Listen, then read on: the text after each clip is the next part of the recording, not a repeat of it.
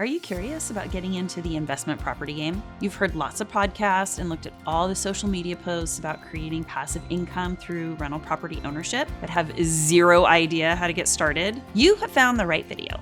Let's dive in and go over some of the basics of investment property ownership.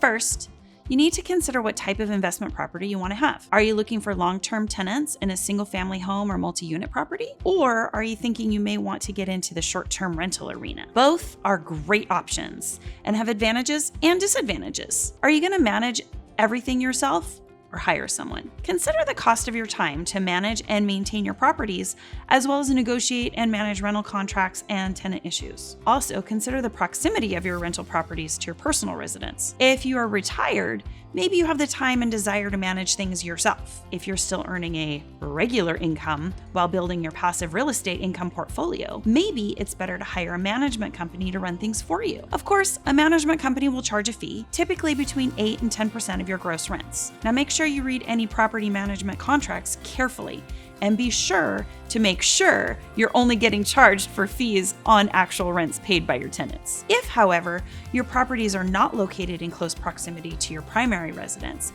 and you work full-time, having a property management company may be worth the cost. Now, let's consider long-term versus short-term rentals. There's a market for both. You have to think about what your risk tolerance is. When you have long-term tenants, you typically have less maintenance and tenant turnover since your tenants are living in the property for a set period of time. The rental income is typically less over time since you set a fixed rental rate for your tenants based on local market rents. With short-term rentals, you have the capacity to charge higher rental rates on a per diem basis, kind of like a hotel does.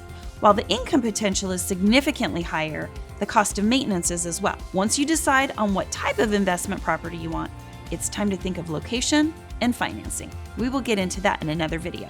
Stay tuned. If you can't wait for the next video, feel free to DM me and we can chat about your goals and create a plan of action.